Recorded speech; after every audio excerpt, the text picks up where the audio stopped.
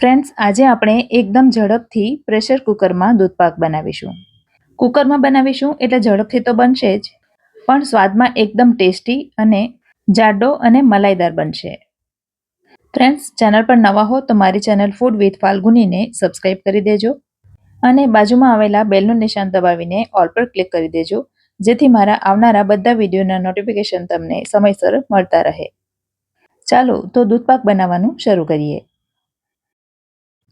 તો અહીં આપણે 1 લીટર દૂધનો દૂધપાક બનાવી રહ્યા છીએ, જેના માટે 2 ટેબલ સ્પૂન એટલે કે 2 મોટી ચમચી ભરીને બાસમતી ચોખા લીધા છે.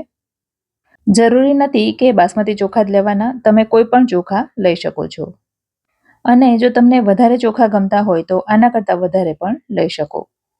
ચોખાને સરસ રીતે ધોઈ લીધા છે અને હવે એને અડધા કલાક માટે પલળવા માટે મૂકી દઈશું. હવે અહીં મેં 2 ટેબલ સ્પૂન જેટલું હુંફાળું દૂધ લીધું છે અને ચપટી કેસરને દૂધમાં પલાળી દઈશું અને એને પણ અત્યારે સાઈડ પર રાખીએ. હવે આપણે દૂધપાક કુકરમાં બનાવવાના છીએ, માટે એને વધારે ઉકાળવાના નથી અને છતાં પણ એ એકદમ જાડો બને એના માટે એક મિક્સરના જારમાં 1/4 કપ જેટલો મિલ્ક પાવડર લઈ લીધો છે. 10 રૂપિયાના ડેરી વ્હાઇટનરનું 1 પાઉચ લીધું છે. એની સાથે જ ખાંડ પણ લઈશું. તો અહીં મેં 4 ટેબલ સ્પૂન જેટલી ખાંડ લીધી છે. આટલી ખાંડ ઉમેરવાથી સાધારણ મોળો જેવો દૂધપાક બનશે. જો તમને ગળ્યો દૂધપાક પસંદ હોય તો 1 ટેબલ સ્પૂન ખાંડ વધારે ઉમેરજો. હવે 1/4 કપ અને લગભગ 15 નંગ જેટલા કાજુ લીધા છે. ફ્રેન્ડ્સ, કાજુ લેવા ટોટલી ઓપ્શનલ છે. જો તમારે કાજુ ન લેવા હોય તો મિલ્ક પાવડરનું પ્રમાણ ડબલ કરી દેવાનું અને મિલ્ક પાવડર ન લેવો હોય તો કાજુનું પ્રમાણ ડબલ કરી દેવાનું. ટૂંકમાં બેમાંથી કોઈ પણ એક વસ્તુ લેવી જરૂરી છે અને બધી વસ્તુને મિક્સરમાં ગ્રાઇન્ડ કરીને એકદમ ઝીણો પાવડર બનાવી દેવાનો. તો તમે જોઈ શકો છો આ પ્રકારનો એકદમ બારીક પાવડર તૈયાર થઈ ગયો છે. હવે અત્યારે એને પણ સાઈડ પર રાખીએ.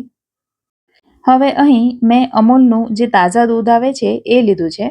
એના બદલે તમે બીજું કોઈ પણ દૂધ લઈ શકો છો. ટૂંકમાં ફૂલ ફેટ દૂધ લેવાનું. તો દૂધની 500 mlની 2 બેગ અહીં મેં લીધી છે, એટલે 1 લીટર દૂધ થયું. હવે દૂધને તપેલીમાં જ રહેવા દઈ ગેસ ઉપર કુકર લઈ લઈશું અને કુકરમાં 1 ટીસ્પૂન જેટલું ઘી લઈ લઈશું. હવે જે ચોખા પલાળીને રાખ્યા હતા એમાંનું બધું પાણી નિતારી લીધું છે અને આ પલાળેલા ચોખાને ઘીની અંદર ઉમેરી દઈશું અને હલકા સાંતળી લઈશું. ચોખા પલાળેલા છે તો તૂટી શકે છે, માટે સાચવીને માત્ર અડધી મિનિટ સુધી જ એને સાંતળવાનું છે. હવે જે 1 લીટર દૂધ લીધું હતું એમાંથી અડધો કપ દૂધ ચોખાની અંદર ઉમેરી દઈશું. ત્યાર પછી કુકર બંધ કરી મીડિયમ ગેસની આંચ ઉપર માત્ર 2 વિસલ વગાડી દેવાની. હવે 2 વિસલ થઈ ગઈ છે અને કુકરને ખોલીને ચેક કરી લઈએ અને તમે જોઈ શકો છો ભાત સરસ એવા ચડી ગયા છે અને એકદમ સપ્રમાણ ચડ્યા છે. આ રીતે હાથથી દબાવીએ તો સરસ રીતે મેશ થાય છે. હવે કુકરના ગેસને ધીમી આંચ પર ફરીથી ઓન કરી દઈશું અને બાકીનું બધું દૂધ અંદર ઉમેરી દઈશું. અત્યારે જે ઉમેર્યું એ દૂધ ઠંડુ છે તો એને થોડું ગરમ થવા દઈશું.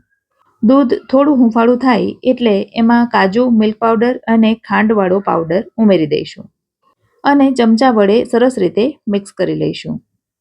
હુંફાળા દૂધમાં પાવડર તરત જ મિક્સ થઈ જશે અને એના જરાય કોઈ પણ પ્રકારના ગાંઠા દૂધમાં નહીં રહે. હવે કેસર જે દૂધમાં પલાળીને રાખ્યું છે એ ઉમેરી દઈશું. 1 ટીસ્પૂન જેટલી ચારોળીને ધોઈ નિતારી અને એ ઉમેરીશું.